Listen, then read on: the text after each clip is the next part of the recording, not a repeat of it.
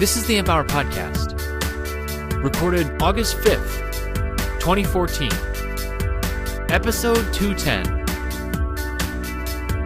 Slipshod, Shack, Shutdown.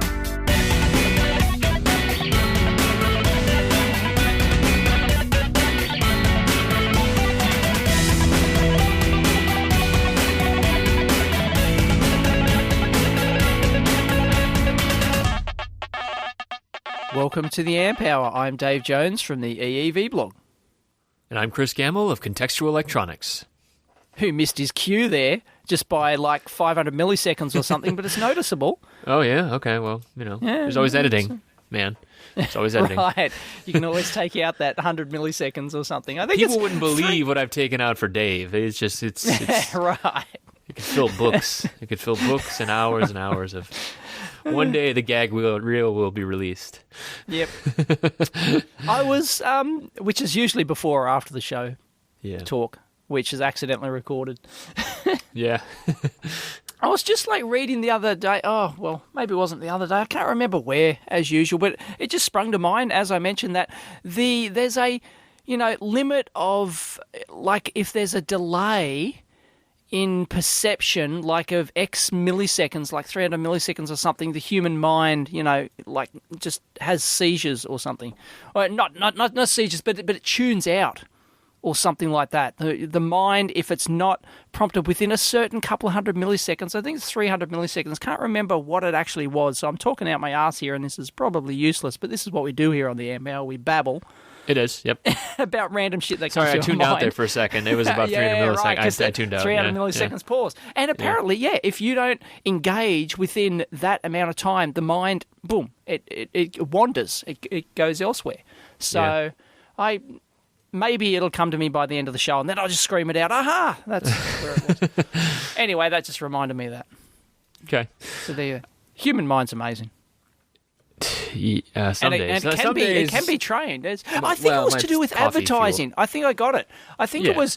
I probably watched something on TV, and it has to do with like subliminal advertising or something. And if there's a 300 millisecond pause or something, it makes all the difference, or something like that. Mm. Yeah. Well, the Amp Hour no longer has advertising, so or at least does not for right now. So, how the hell are we making our money? We're not. It's all. We make it up in volume, Dave. We make it up in volume. We make it up in volume. That's it. Yeah. Oh, hey. I think I got a notice on LinkedIn today that our anniversary is this week. So officially. Oh, is it? Congratulations on 4 years, man. 4 years. You get less for murder. Yeah. Less for murder. Well, not in the States. We right. do like our jails here. But yeah, man, 4 years. 4 years. Wow. Jeez, that's scary, isn't it? Yeah, well, we could probably do another 4 before we kill each other. Yep. And even that's such a long distance to do it, And how many episodes? 200 and this is something, is it? 210, I believe. I think we're at 210. 210. Wow. Yep. Whew. And we've rarely missed a week. Yeah. Only a couple of times, handful at most. Yeah. That's pretty impressive. That's all right. If people want to know the key to success and the big bucks like we earn here on the Amp Hour, then it's consistency is the key. Right. Annoying everybody week after week after week. Flogging that dead horse. That's right. Come on. Yeah. And now on the Kickstarter. And chip printers. Yes. How about something we do flog relatively often, but it is still a problem. What's up with your sourcing issues here? Seems like you've had some troubles of late. Yes. It all well, it started because I'm running out of microcurrents. The 2000 I made for the the original Kickstarter campaign, even though I only needed like 1,300 or something. I made 2,000 because it was a nice round number and I knew I needed it. Well, I'm coming to the end, so if you want one, I've only got like 50 left sitting here or something. I've got orders to fulfill, so yeah, they're going to run out very shortly. So, I hit the panic button. that I have to reorder, and then I go to DigiKey. Sorry, that critical resistor you need is 2 months lead time, and go to the manufacturer. Man. Yep, thank you very much. 2 months lead time. So, wow. Yes, wonderful, isn't it? The joy of having a critical part. This is why. So I've talked to people in sales before, and like sales organizations at chip companies at least, and like their main job these days. Not to say they don't do other things, but like one of the big things that's like really really important to the sales organizations is always like forecasting sales, because as much as we complain about like lead times, right? Because really 8 weeks. I don't know about a resistor fabrication facility, but like a chip fab, right? It takes at least 30 days plus testing, plus packaging, plus shipping, everything else. It's probably 8 weeks minimum, anyways. On a if you don't have like a hot lot, they need to know that stuff, right? They need to be able to supply. They don't want to be short, and they don't want to have extra inventory either. So like that's what sales is doing a lot these days, is trying to guess at what people will need, and then they're judged on that. So I know Dave's numbers are not in the queue apparently. No, and even when I even have my own special DigiKey part number. I'm not kidding. I think I mentioned this. I have my own special DigiKey part number, which then expedites the process with the supplier, right? And I've teed up a deal with the manufacturer of these resistors and like the head marketing person there, and they're giving me special preference, right? And I'm still a month or two out, right? Well, special preference is always a relative term, right? I mean, if Apple comes out and says we need a resistor first, I mean they usually it's a little more money driven. Yeah, but I'm going to get mine in 8 weeks instead of the usual 11-week factory time. That's their standard factory time. Right. So I'll get mine in 8 weeks, maybe 6 if I'm lucky. If they've got an idle slot somewhere. But I like thinking about this like with a reference to like software being like, so you ordered your new license of your video software or whatever, and you bought your license, and delivery will be in about 3 months. Somebody has to hand code it. Not only do we have to get all of the code, but through the factory, we also then have to assemble it into our product, and then. Then we have to test it. There will be some yield issues, of course, and shipping and hardware. Hardware sucks. That fickle bitch. I'm doing a talk on that at the Maker Faire, not this weekend, but the next. So people in Sydney. Hardware is not hard, but a fickle bitch. Well, it's something. No, trends. I think the title of the talk is, or the fireside chat, trends in hardware innovation. I've yet to come up with those trends, but I'll think of something. So if you've got any good, the topic was sort of chosen, and everyone sort of went, "Oh yeah, whatever, okay." And now we're going to think of something. BS for 2 hours, yeah. Right, yeah. Their bastards are limiting me to an hour or 45 minutes or something. What can you possibly get done? I can't say hello in 45 minutes. I know, right? Yeah. Dave will do a video camera test in that amount of time. That's definitely going to be a good topic. But so you're going to work sourcing in there or something, or what are you thinking? I don't know. Well, it's trends in hardware innovation is the topic. What things enable people to, so it'll be obviously crowdfunding. There'll be, embedded computing. You can get Linux in a Raspberry Pi now, right? And connected devices, and Internet of Things, connected devices, and wanking. But there's other great things like PCB services which people take for granted now. And now you can get, prototype boards in, for practically free, $5 a square inch or something, and it's like, it's just crazy. Even here in Australia, we've now got an equivalent to Oshpark here with exactly the same pricing, except it's in Australia and it's local, dollars and local delivery. And I saw that, and I think there was another board share over in Europe as well. I think the only real difference is the volume, really, because I know Lane sends out like at least an order a day. I'm not sure about the Aussie stuff because you have to get it to panels and people can go listen to it when Lane was on the show. They quote like 5 days turnaround and it's $5 Australian dollars per square inch, and you get free boards. It's priced and worked exactly the same as nice. You can use your funny money to pay for it. Huh? Funny money, Australian funny money. They are pulling the notes. Isn't like plastic? You guys are are you plastic money? Yeah, you're plastic money. Plastic polymer. Yeah, that's weird. Let's not mention the WikiLeaks thing because I could go to jail. Okay, I don't know what that is, but we'll let people look that up on their own. Yep. Australian gag order. Okay. Yep. Media talk about it, they go to jail. Okay. So we don't want Dave going to jail. 4 years. It's been a good run, folks. Dave's in jail now. Nutso. But you're allowed to talk about it because you're American. So Australian if I knew law what the hell you were talking about, sure, yeah. Right, yeah. Anyway, it does involve our something. Go look it up, I guess. Yep. Well, that's cool, though. Yeah, so I mean, that's a good topic as well, like the PCB stuff. And, I think, how about open source CAD software? That's another innovation that's, multiple options. At least, if not open source, at least low cost or free CAD tools as well. And there's hacker spaces where you can go to get, help from, different skill sets and use tools and things like that. And, so there's all these, trends in hardware innovation. I guess that's all covered under that sort of stuff. And there's more. So if you've got any good ideas, throw them my way, please. Yeah, definitely. So, and I'll talk about them. You know what the Aussie board house thing is called, or no?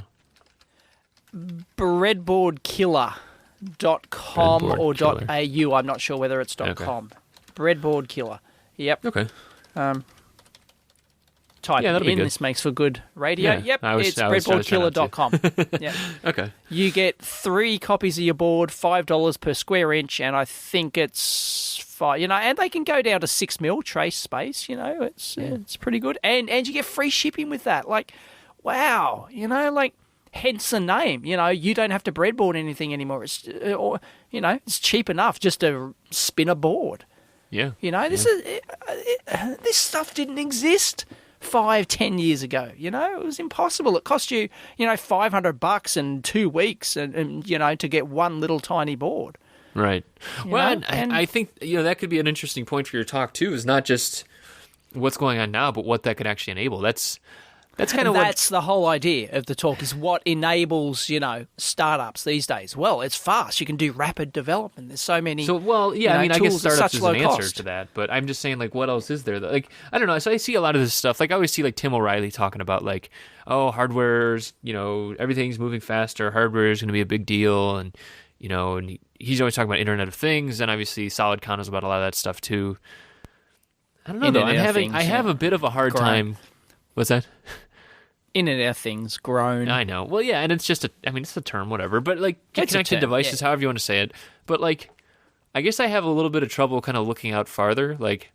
I don't know what's out there. Okay. Yeah. Well, if you did, you'd be, It's true. I wouldn't be talking to you. Leading it, right? Exactly.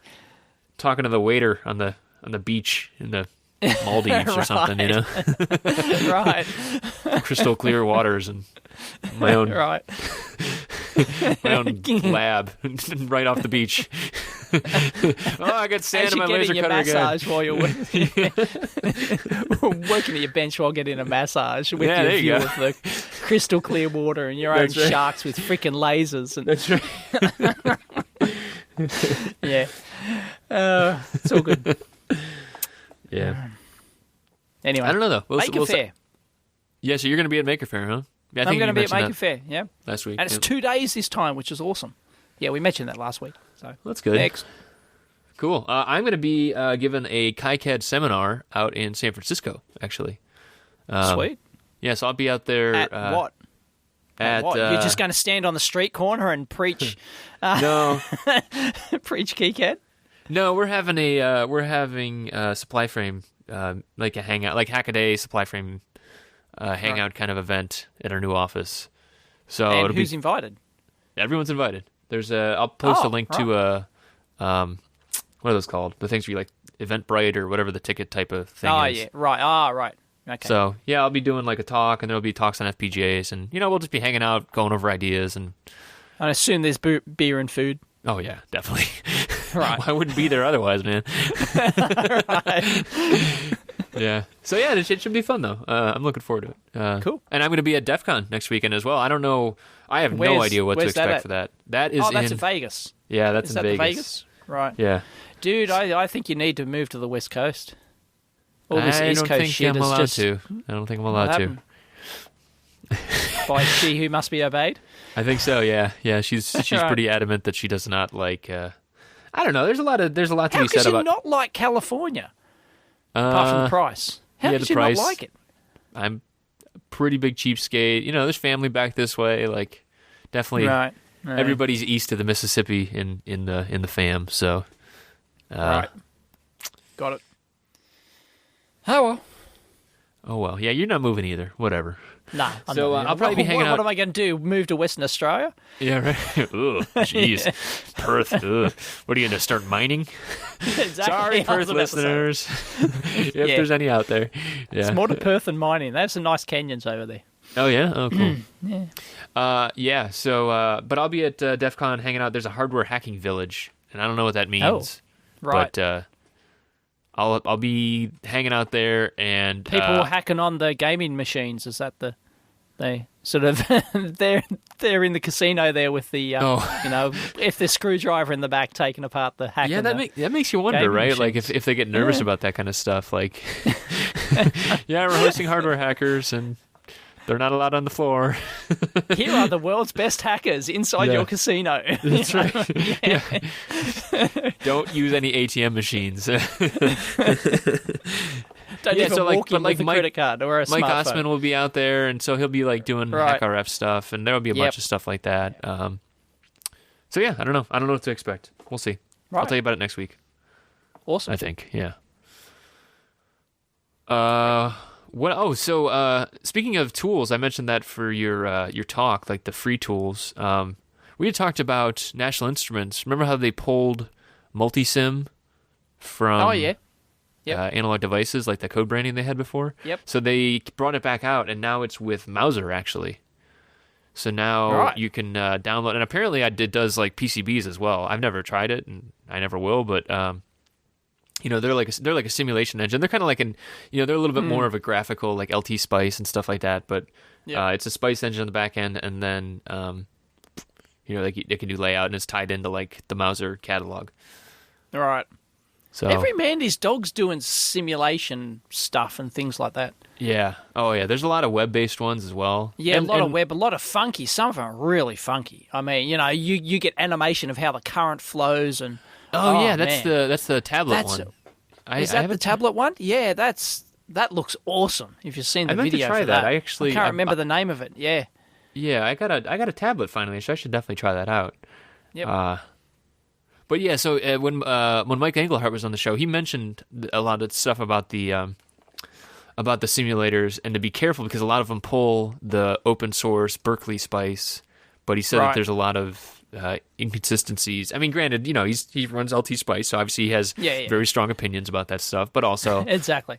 LT Spice is this awesome. is designed for beginners. All these web-based, they're all designed for beginners. They're not a Yeah. professional tool. Right, right. Look, flash a LED. Here it is. Use your transistor. It's not Yeah. like, it's not like it doesn't. It's not designed for professional. Switch mode power supply type stuff that Right, converges right. and does everything properly. And and yeah, I mean, so it wouldn't surprise me if there's issues with them, Yeah. but. But it shouldn't for really most matter. Yeah. uses. I don't know. No. How do you feel about that for people like kind of co-learning with Spice? Do you have strong feelings about that, or like? For... the Bob Pease feelings Yeah, of, exactly. Spice's shit, Right. like no, it has its place, right? I mean, because I use it, right? So I got nothing against it, right? Because it's quicker than breadboarding sometimes. When you want to try something out or you don't have the parts or whatever, so you just want to test a circuit concept or something. Yeah. Right. Yeah, it's good, but you can't just like simulate the whole thing and go right. I'm going to go straight into production, or I'm going to start my Kickstarter campaign, right? And and I'm Right. going to take this money and but it'll work because I've simulated it. No, okay, Right. It's a useful tool, but yeah, it's just that you've got to know how to use it.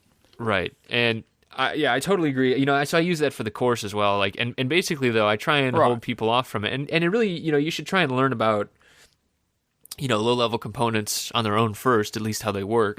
So it's not just a Yep. guess game, right? Because you could try and do like a trial and error thing. Oh, what if I do this? What if I do this? But unless Yep. you kind of co-learn it with, your art of electronics in one hand and, some Right. basic transistor theory in another, right? Oh, well, oh, I put more current through the base, and now the collector, no more current's going from the collector to emitter. There might be something there, you know? Yeah, right. Yeah. There's something to this, folks. This newfangled transistor thing. Yeah, right. Oh, dear. Yeah, I've been going back. I have this piano, actually, this old, it's called a Wurlitzer 200. Yep, I think you mentioned this way back, like 4 years ago. Yep. Yeah. Actually, when I was transitioning, moving back to Cleveland and getting back into electronics and stuff like that, I was fixing it up and I blew it up and stuff like that. And now that things are starting to sort of calm down, I doubt they'll actually stay calmed down. But I was just like looking at it, and I've always wanted to redo that board because it's it's all through a hole. It's like a hand drawn. Hand etched board, taped. single side. Yeah, it's taped exactly, and it's a mess because people, previous owners have hacked on it. So I've, basically I put it back into Spice just to see, just what I need to do and make sure I understand everything. Click around, and it's great for that kind of thing. I mean, it's a Class A/B amplifier basically, and but that's kind of a great thing because, my amplifier theory is a little rusty, and come on, you're the analog man. Yeah. Hey man, it's been a while, but it's a good tool for that kind of thing, to have that crutch to lean on and like be able to click around and that makes sense. Yeah, that makes sense. And then of course when I breadboard it again, you have something to check against, right? That's the nice thing. So got it. Yep. Yeah. We'll see if that. I got nothing against it. Yeah. Anyway, we didn't finish the my resistor story. Oh yeah, let's loop back to that. Yeah. So what happened? Because I found someone who has stock. Okay. Right? Is it one person on the planet? Is it a broker? It's one of the bigger distributors. Have you already bought one it? Of their international affiliates. Well, I thought, look, I'll contact the local rep, right? Emailed the local rep. No, 2 days have gone by. No, screw you. Okay. Yeah. And I'm not going to call up a human. No, I'm just going to go and order it directly from the international website, right? But it's $6,000. It's over $6,000, right? Whoa. That's a lot. For some resistors, right? This is half the price of a new car here in this country, right? Yeah. For a bunch of resistors. Well, they're resistors, right? How much did you pay last time? Maybe that's a good reference point too. Wasn't it like $2,000 you paid last time?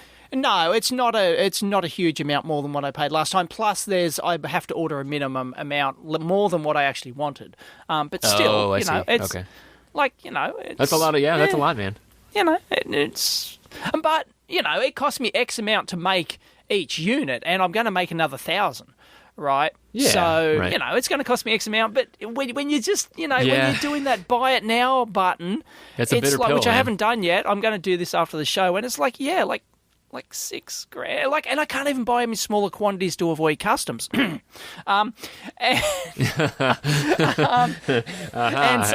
I'm going to get slugged with, customs, GST, and the whole bloody works as they come, and the associated delays with that as they hold them there in customs in Australia, and it's just it's just bloody annoying. Well, I guess on the bright side, it's not super heavy. You're not paying tons of freight charges, right? Oh no! It's like it fits in a tiny little cardboard box. Yeah, you're not buying heat sinks in 1,000 quantities, right? But it's just amazing when you compare it. Like a complex thing like a car. It's half the price of a brand new car. Yeah, but at the same time, they're buying, they're buying $250,000 worth of brake pedals from some manufacturer. It's a car, dude. It's a freaking car. But that costs as much as 10 cruise liners. I don't know how much it costs to make. I know, brakes. but it's one resistor. It's one freaking resistor. Yeah, but it's also the main resistor. Like that's the thing. Like that's the main thing in your design, right? I know it's the main thing. You're paying for the tolerance. Yeah, exactly. And you're paying for not calibrating. I'm paying for I'm paying for the extremely low temp. I'm paying for not calibrating the thing. Yeah. In theory, it probably might be cheaper for me to put in a 30-cent resistor and then trim it. Right? No, wrong. It could disagree. I mean, because that's it depends. That's what. It depends here's the thing. on So that's what what your test labor's companies. worth. Well, yeah, but I just think so basically you're also paying for here is you're paying to offload the risk, right? I mean, that's really what it comes down to. Because yeah, as now, well. Yep. if it, and you've had this before, you talked about this on the show where parts came in and they weren't to spec, and you get to go back to the manufacturer and you yell at them and whatever else. But the other one is now, what if you buy that 30-cent resistor and you have a test program in place, but what if, it's the operator was pissed off, or they didn't follow the rules? Yeah, exactly. The operator who's doing it. Yeah, or like even worse, like test stands just don't do their job sometimes. Sometimes they just have random failures, and they don't, you don't have the right error checking in there. These things happen, and you get all the way to the customer, and then you're out whatever you charge them plus all the replacement fees, everything else. Absolutely. Yep. Yeah. So you've got to weigh that. It still might come in cheaper, or it might come in more expensive. Hard to do those calcs. Yeah. But so I'm buying peace of mind. If somebody comes back to me and says, "Oh, I measured," I've had this, right? And people do sound like this. I bought a microcurrent and it measures wrong and it's out, and I used this $50 cheapy multimeter from Dick Smith to measure the output, and it says it's 2% out, and no, and it's like. Right, exactly. I can be pretty confident that it's not the microcurrent. Right. Well, you're removing a troubleshooting variable, right? I mean, that's effectively what you're doing. Yeah, exactly. Yeah, because I've got a two-step process. Not only do I buy the precision resistors from one of the probably the world's best manufacturer of these things, right? There's a reason that they cost so many dollars each, that they're thoroughly tested, and then then each unit is individually tested to spec anyway after, as part of the manufacturing. At the assembler, test them for me to spec using a jig that I designed and built, and so I'm pretty confident when I send those things out that it's going to be damn close to spec. It could be in theory, it could be a smidgen out, right?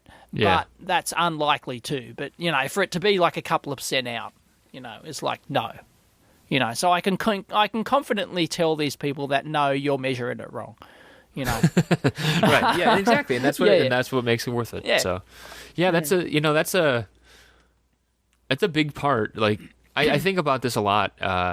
Like risk is kind of like one of the big things in risk procurement. Sucks. It does, but it's like I hate risk in my life. It's just risk equals stress, It and does, Murphy but will get you every time. But when you really look at it, like that's what engineers get paid for, right? They get paid to reduce risk, right? You design tests in order to mitigate risks, right? And it's just all about making those decisions. And the tough part, this is not necessarily early in your design cycle, but if this was earlier in your design cycle, you have to try and predict, 6 months out, a year out, 2 years out, how a part you design in early could end up biting you in the ass later, right? Because if you design in something now and you don't have any idea about the risk, you won't actually know.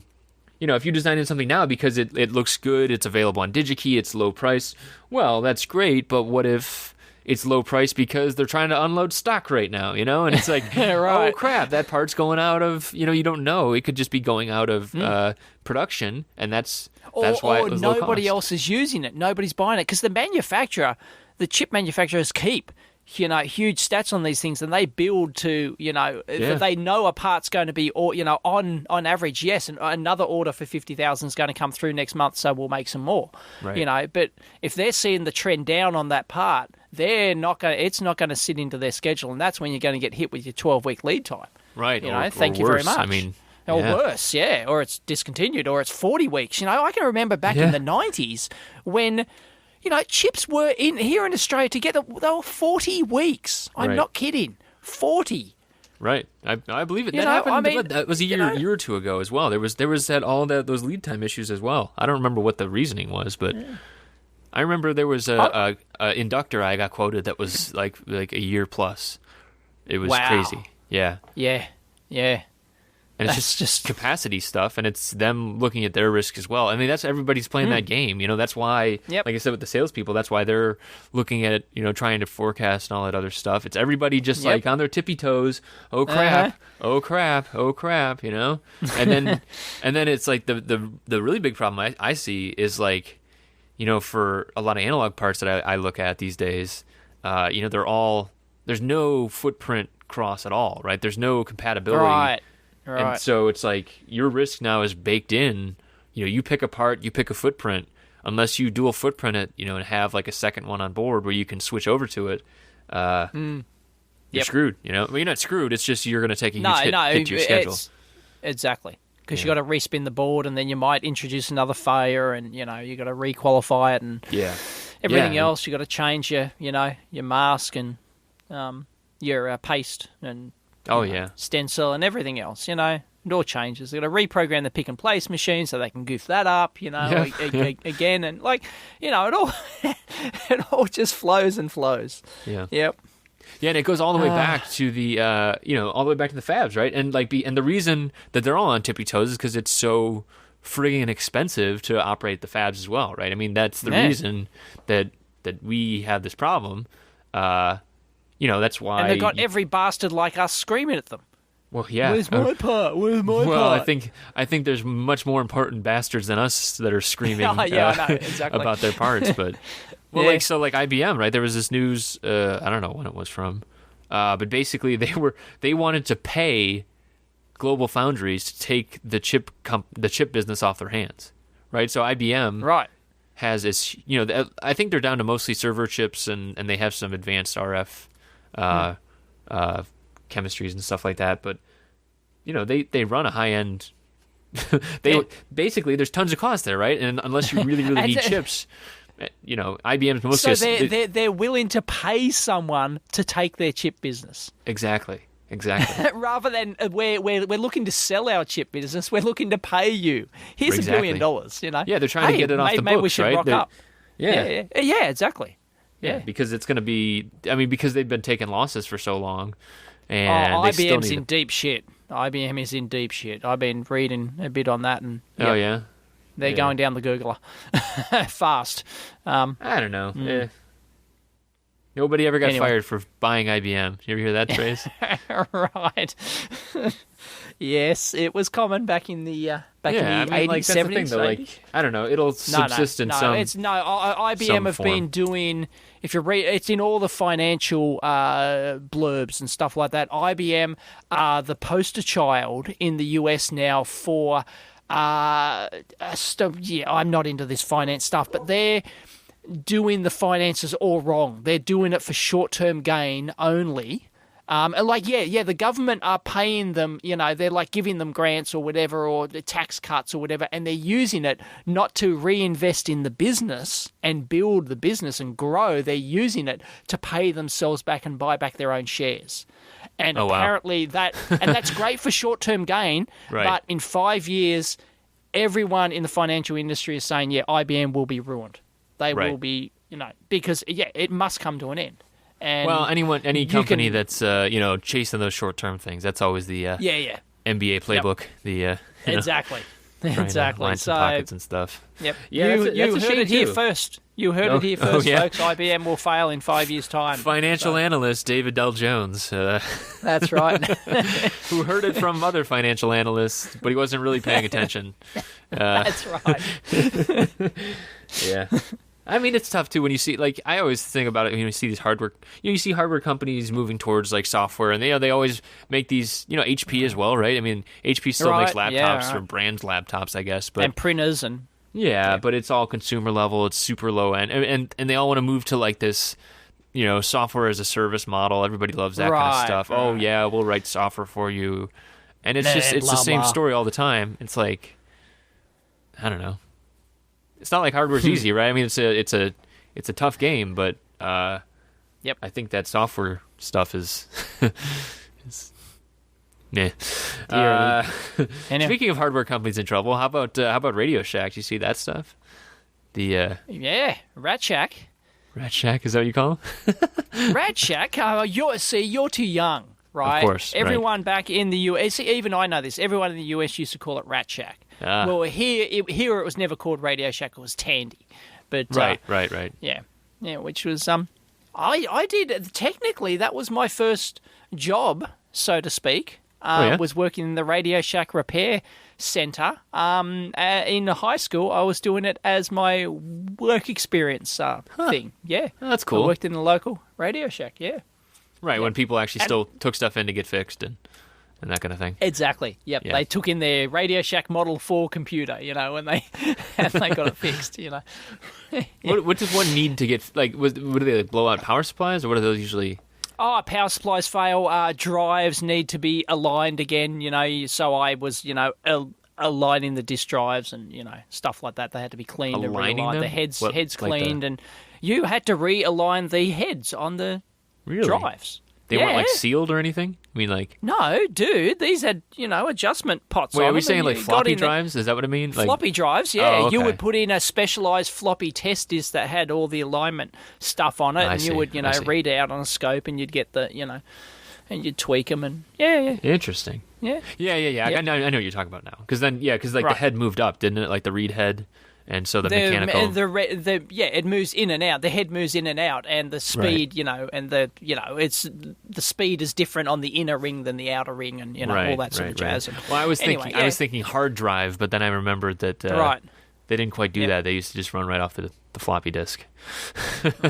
Exactly. Yeah. So, dude, old. and Really old. the head and the head height. The head flies above the disc. It flies a certain distance above the disc. The heads, so you had to set the height, and all this stuff was tweakable. Oh man. And it would all wear loose. These drives would just shake themselves out of alignment. Yeah. It was great. So there you go. Technically, that was my first job. Oh, that's great, man. Yeah, that's the name. That's a shame too. I mean, actually, so I think about it too. My first job was repair. Yep. It was on amplifiers, but Yep. like voice amps. But it's a good so thing. our Radio Shack going under? They're axing like 2,500 stores or something. But doesn't the article say that like they're running out of cash so quickly they can't actually afford to close the stores? Yeah, right. Because it costs money to shut a store down to liquidate sales. I don't know this. Right. Yeah, you need to costs are involved in shutting down a hire store, people to clean it out and stuff like that. Right. Get out of leases Okay. And apparently and stuff they don't like have the money to do it. So is it goodbye Radio Shack? Well, they're at least closing half their stores. So they've got 4,000 stores in the US. So here's the thing. I don't really care. So here's the thing I do like. I mean, like I like that they jumped into the maker movement probably a little bit too late. I mean, they sponsor Maker Faire stuff. Yeah. Right. I don't. Yep. I just don't. I mean, like brick and mortar. I just don't think. I don't think many brick and mortar stores are going to survive. The online era, especially for really niche stuff like electronics and stuff like that. Like I look at like Micro Center is a store around here, and there's other ones around the States.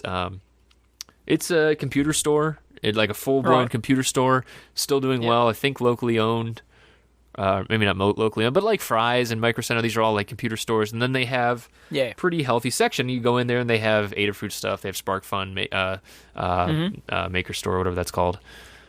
And like that's tenable, but there's not much else at Radio Shack, so I don't know. Right. And apparently that's why they're failing, because everyone thinks the same way. Right. The public think the same way. Because they're a public store. Like, nobody no hobbyists go in there, do they? You get something. Maybe if you're desperate, you might go in and get a... Yeah. Yeah. Yeah, maybe, buy some but 1N914s and like a four pack for $2 or something like that. Right, yeah. I think I did that once. I was pretty desperate. Yep. But yeah, I mean, like, I love it. I just don't know. Yeah. Oh well. We still haven't heard from what's it called? What was the kit company too? The ones who had like the scope kits and the radios and stuff. Oh, Heathkit. Heathkit, yeah. Well, there was supposed to be a reboot for that too. I'm sure the same kind of thing will happen. They've rebooted a couple of times, haven't they? Yeah. Yeah, well, and but the same kind of thing. It's like past a certain point. I know there's nostalgia for the brand and stuff like that. Yeah, but people are getting to the age where the people who have the nostalgia for the brand are dying. Right? No, yeah, I mean, yeah, exactly. Right, so seriously, like in another 10 years, nobody will remember Heathkit. Well, they will because of swap meets and people still try and sell people. Right, okay, but still, I mean, like the ham community as well. There's a lot of Heathkit stuff in the ham community. Maybe not, like, it's not high end or anything, but and I weep a little bit for the the easily assemblable kits for that kind of thing, and same for Radio Shack, the available parts, but none of that really exists anymore. So how can you really weep for it? Right. It's just a changing world, so. Other stuff will work, the Adafruits, the Spark Funds. Those guys will kind of fill the void, and they've done a great job so far. So I don't see too much reason to stress. Hey, what's this about Tesla are teaming up with Panasonic for their Giga battery factory? Yeah, we love talking about Tesla on here. Love Tesla because they kick ass. They do.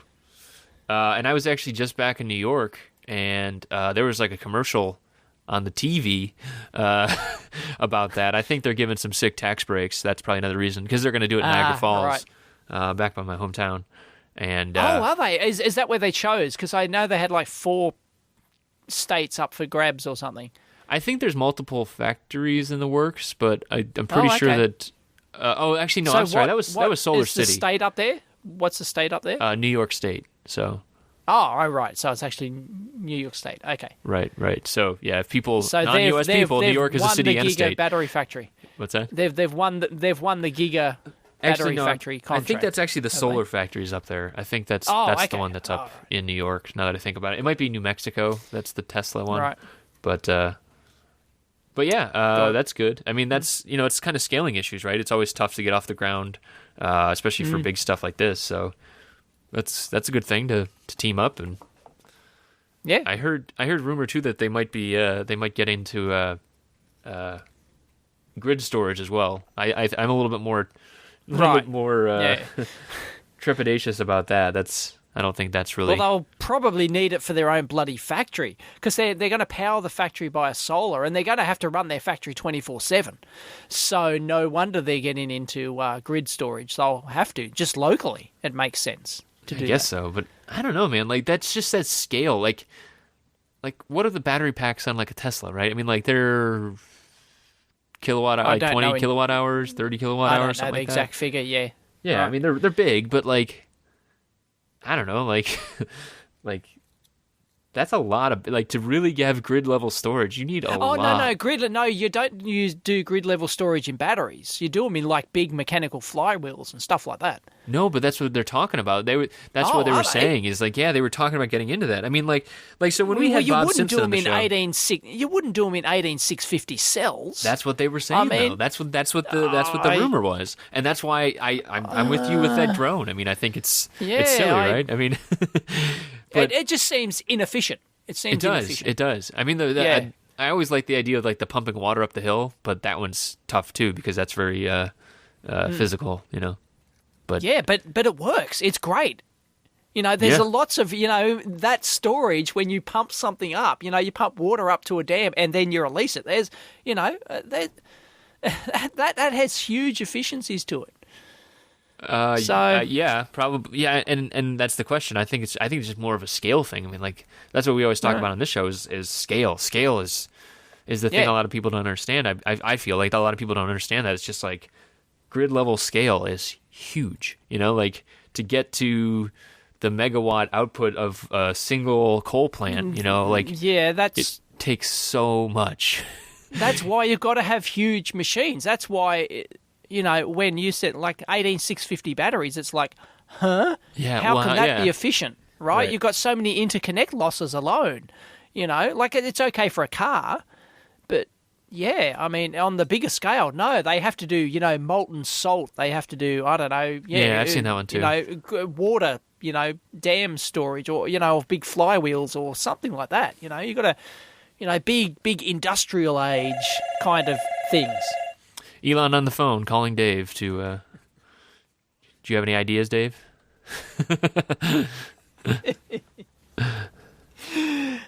Sorry. That's okay.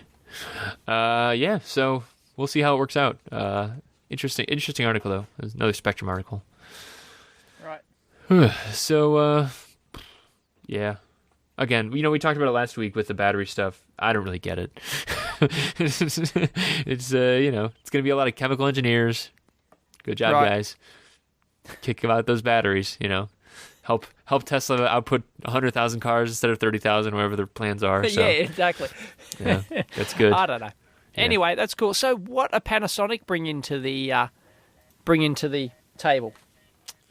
Probably the manufacturing knowledge. Right.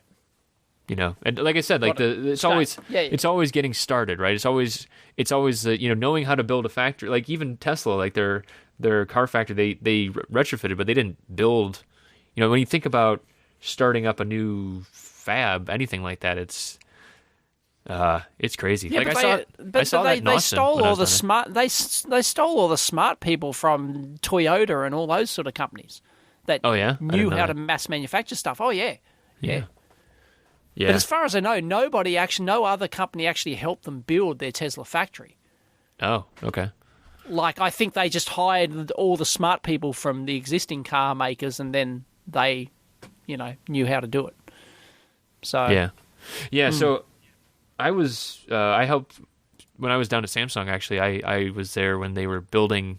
So the reason that I got hired in the first place, and the reason my 200 coworkers got hired at the same time, is because we were starting up a fab. It was a chip fab, right? But even just the just the building alone, right? That is something you don't think about. You're like, oh yeah, of course, like build a building, like they know how to do that. But like all of the you went into like the sub basements and all that stuff, like all of the logistics of just getting piping in, and all of that. Oh, piping, because they need massive amounts of water and all sorts of jazz. Yeah. Yeah, the facilities people there have to design that stuff in. Right, they're superheroes because you think about especially in a clean room too, like getting all that stuff in there was crazy, and I had nothing to do with it. Right, I sat around in a trailer, learning how to do this stuff until the fab was done, basically, and I just got to sit there and watch it. It was great, but looking at all of the logistics for that kind of stuff too, and that could just as much be a reason to partner up with people that are have expertise in building that kind of stuff, right? Yeah, so fair call. Yeah, it's a big deal, especially if it's going to be Giga, right? They always do. Right. I remember seeing someone online. They lamented that why is everything always in football field units, right? Why, units of football fields. Units of football fields, yeah. And the fab that I worked in was 9 football fields long, or wide, I guess it would be. So it was one long, and then you stacked them side by side. There was 9 of them. So right, was it one big open thing? Yeah, that's the crazy thing. It was there was you can't have pillars, so it was all trussed. So there was these gigantic trusses that came in. It was really cool to see, actually. Wow. Yep. But go Samsung. Don't miss it. So that's good. That's good to see. Hope they keep moving that stuff forward. Absolutely. What else we got? Well, we didn't talk about it last week. Is there a reason we didn't talk about it last week? Yeah, kind of. So it's I forget what it's called. Shoot. It's like the little printer thing. There's a PCB printer with like silver ink. It's like another one of those things. Oh yeah. It's another Kickstarter, right? It's in competition to the one that I looked at the trade show here. The Australian mob who are doing it. It's yet another printable ink thing. And I look at this and go, okay, Squeak or whatever, Squeak, which is a funny name, but I bet it's silver ink. I bet it is silver ink. Yes, that's correct. There you go. Right, there you go. Makes sense now. The name. Anyway, the other one is the Cartesian Co. That's company, right. Yep. Yeah.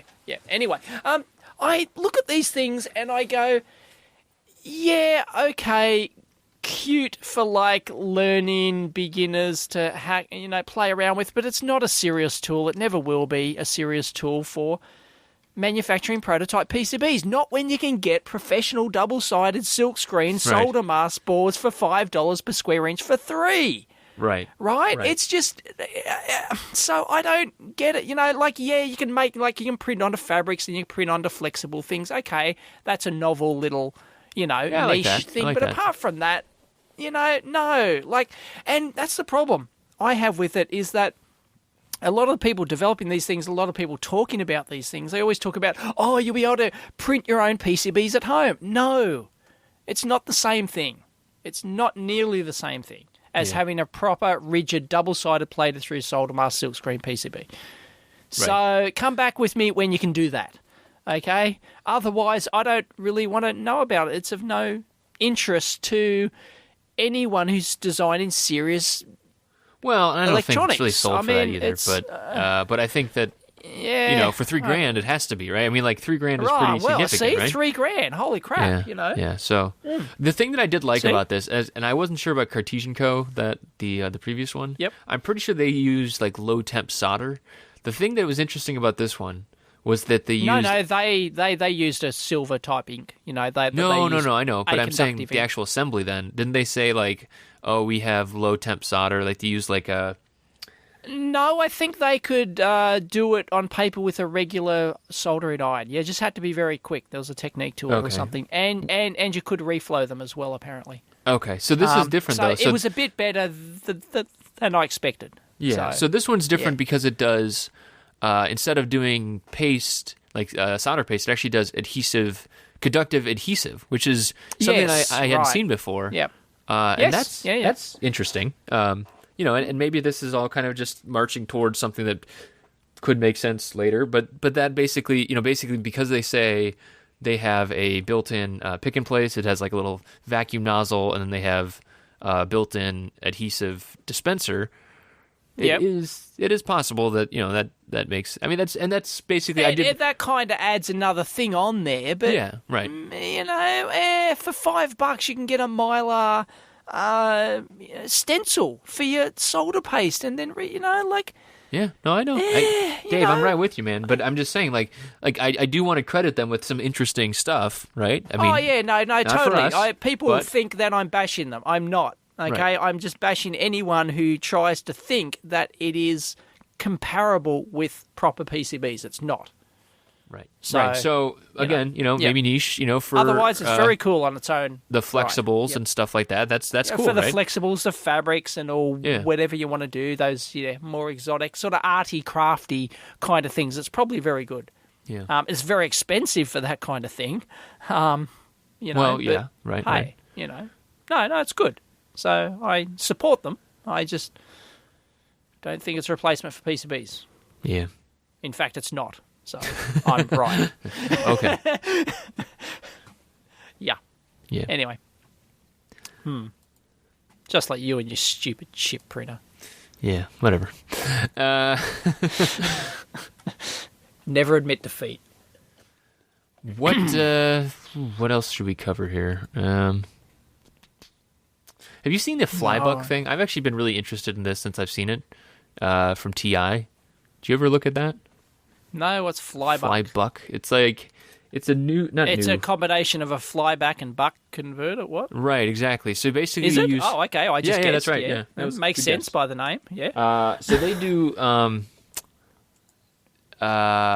so like I was very interested in like isolated power stuff, like doing flybacks and stuff like that. Basically, people that don't know, if you drive, you drive a transformer, and basically, you can either have a feedback element through an opto isolator, or you can there's a chip I was using. There's a couple now that have primary side sense, so you actually only have to do it on one side, and basically the inductance of the coils on the transformer can help you determine how much how to change your control algorithm on the primary side.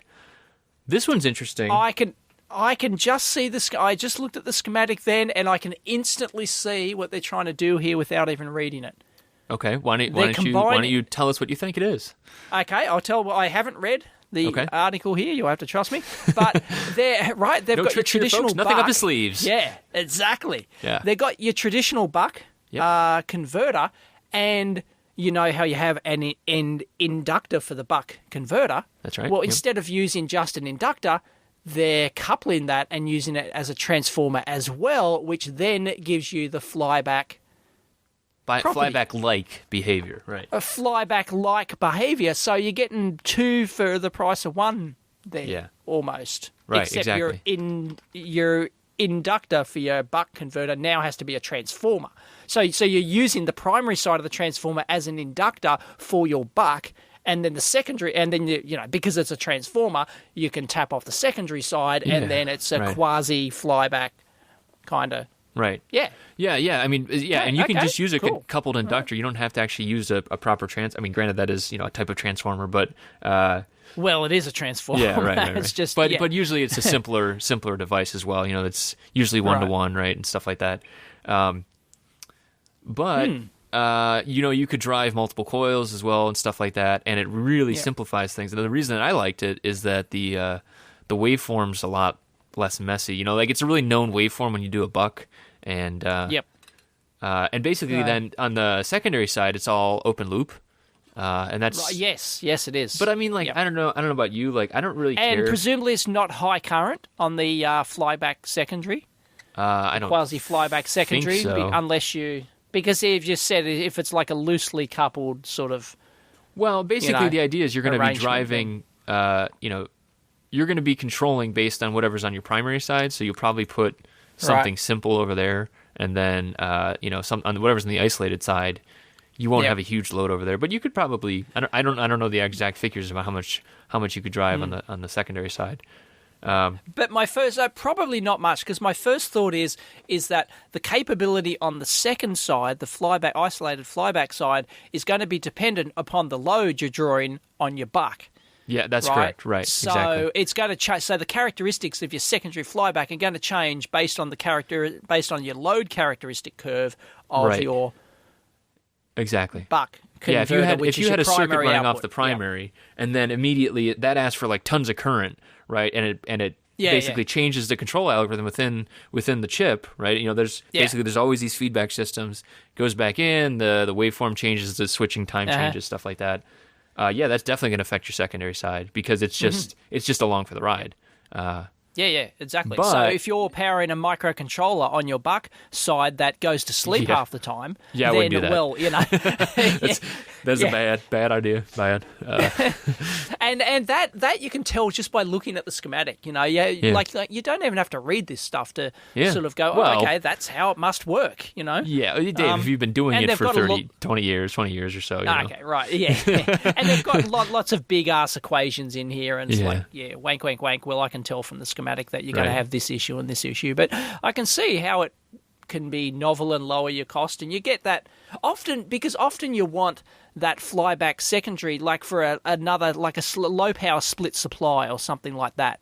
You might to power a negative op amp or something, something like that maybe. You mean because it's isolated, then you tie it back in or something like that? Yeah. That'd be it's interesting. Isolated. You can tie it back in, but there's other ways to do that as well. Yeah, I always think about do that. You can use it. Isolated stuff. I mean, I was always interested in that for, just for sensitive circuits. You want to take your power off to a different ground, right? You want to be able to, and then you can pass your data back over. That's isolated RS-232, isolated USB, that kind of thing. You want to power the secondary side of the USB isolator or something like that. Here's your ticket. Right? Yeah, exactly. So and usually they don't need much current. So right. Well, I don't know. Are you seeing more of that stuff as well? I mean, I was always in the industrial sector, so I think that's always an are you odd saying ecosystem. Are you asking if isolator is becoming more of a requirement? Yeah. I mean, are you seeing other people talk about isolated stuff more? I mean, not really. No, it's always just been a requirement. If you need it, you need it. If you don't, you don't. I mean, I haven't seen any growth offhand. No. Okay. No. Yeah. I mean, it's haven't tough seen more to say talk about it. I was doing industrial mostly because that's a big. I mean, it's always big in industrial. Oh yeah, grounding. Yeah, exactly. Isolation and grounding and everything else is a huge deal. Yeah. But in the electronics that most people are sort of used to, the main place you're going to use isolated stuff like this is, as I said, isolated USB product, or something like that. You have to isolate the ground between two systems, but you still need USB or serial connection between them, or right. You pass data over an isolated interface as well, so you need to power it. Yep. And you don't want to just plug in a wall ward for the isolated side. So, no, definitely. Anyways, cool little part. I like it. Cool. Is that chip of the week? LM5017. Yeah, there's a couple flavors of it, I think, but yeah, that's one of them. So the 5017. It's always good to. And they've given it a national part number, the LM. I think it started with. I think it started before the demise of or the Right. integration. Sorry, Ti. Right. Okay. Integration into Ti. So. Right. Right.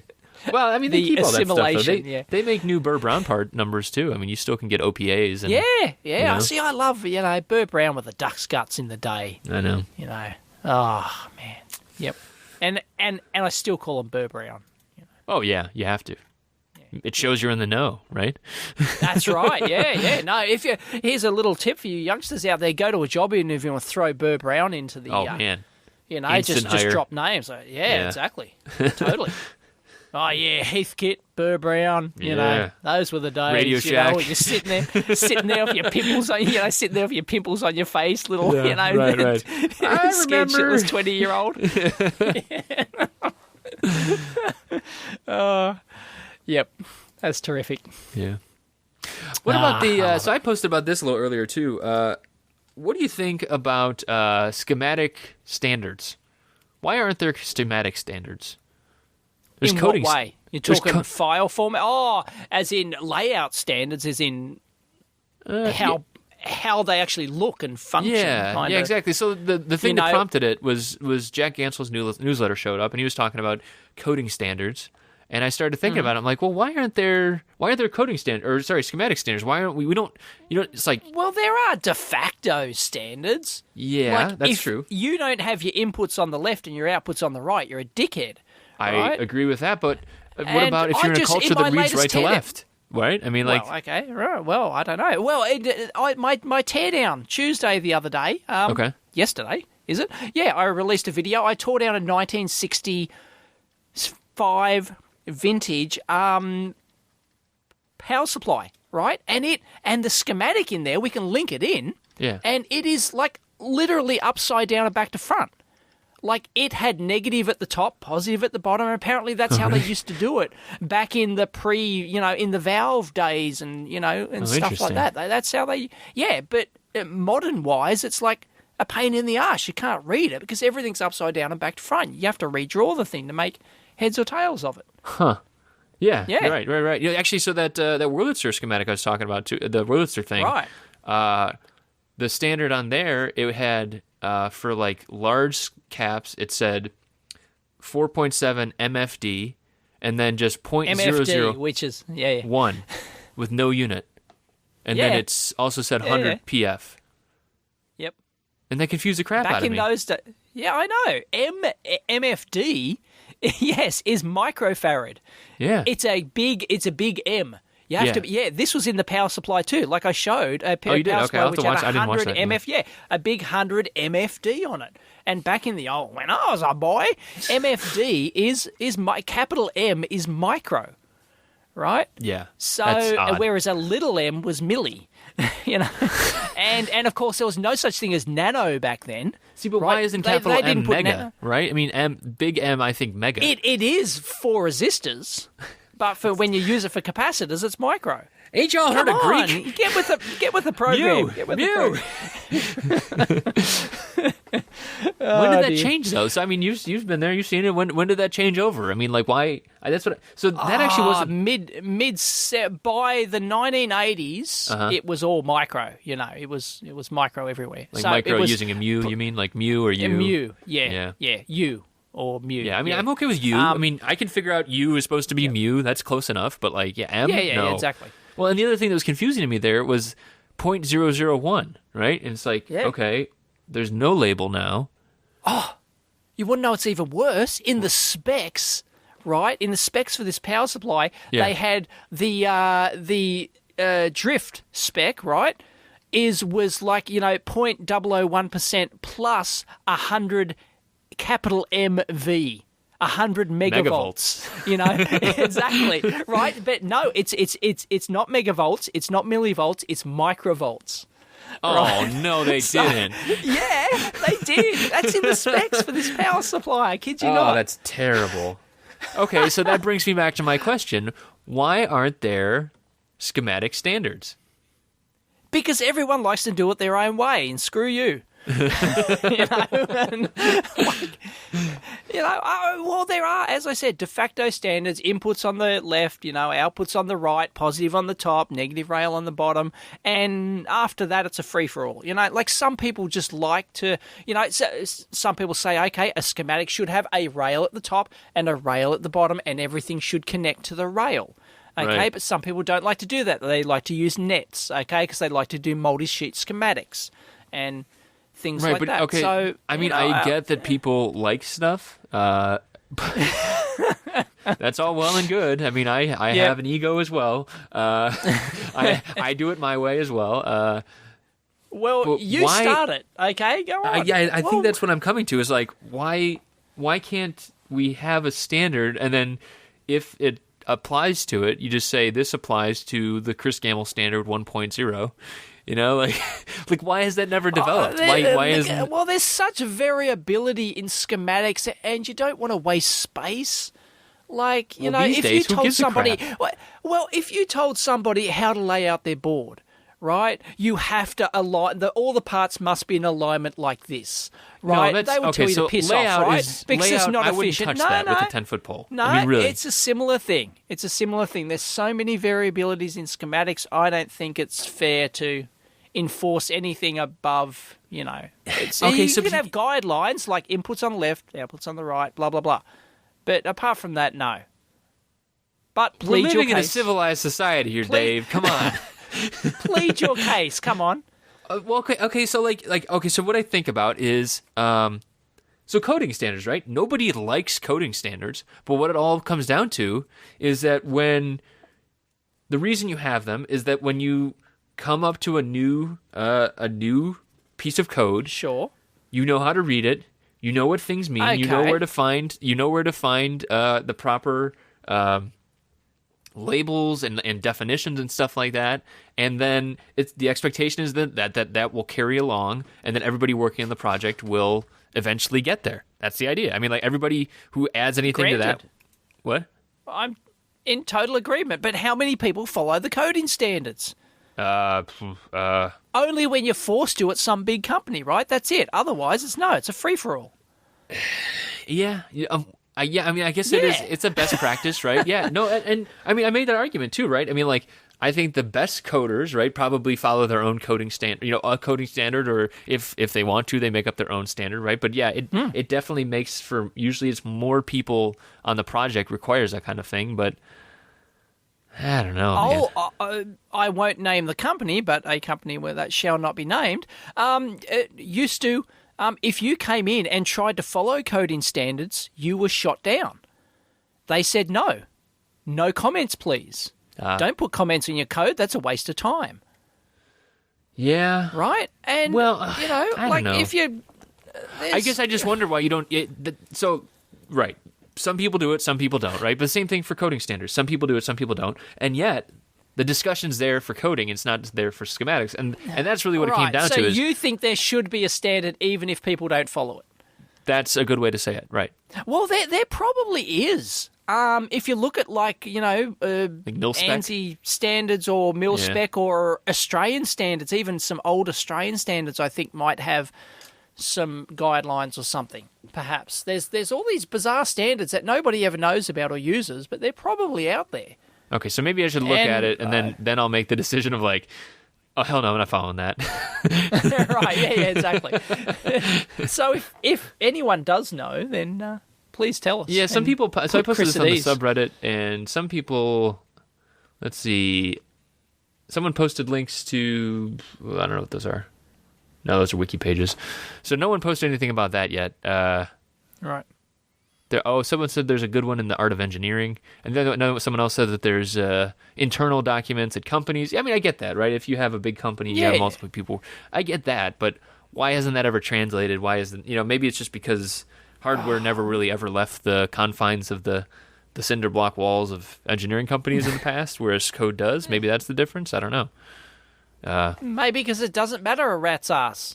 Maybe it's a pride of, being an engineer that you're supposed to decode any schematic given. You know, it's like, I don't know, like there's standards for PCB layout because that's manufacturing, right? That, you know, like things can go wrong and really ruin your day and waste money. Yeah. But if a schematic's poorly laid out, who does it affect? Well, no one, really. It doesn't cost anyone anything. It's just usually the supporting engineer, which I've done. Right, yeah, but but you can't go, oh, I can't make heads or tails of this. You can trace it out, right? Right, yeah. You know, I mean... Yeah, I don't know. It's just apathy. No one cares, right? Nobody's cared enough to define a standard for it, I guess. Or, as I say, there's so much variability, it probably doesn't make sense. Yeah. Well, I will. If people have examples, I would love to hear about them in the comments section. That's always a good place to drop them. Or, I don't know. We'll see. We'll see if anyone responds. We should probably wrap it up, though. We should. So you have a couple weeks till Sydney Maker Faire, is that right? Yeah, not this weekend, but the next. I think it's the 15th or 16th or something like that. And it's the 16th and the 17th. Okay. And here Dave in Sydney. is looking for help topics on his speech.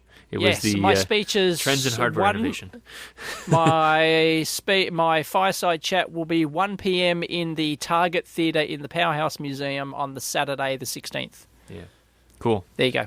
And I will be at DEF CON this weekend, and then there's the meetup next Thursday in San Francisco if anybody's out there, and I will post link to that.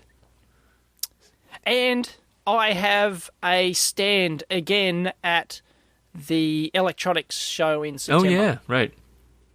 Yep. I guess they didn't sell them all, so they decided to give me one again. Nice.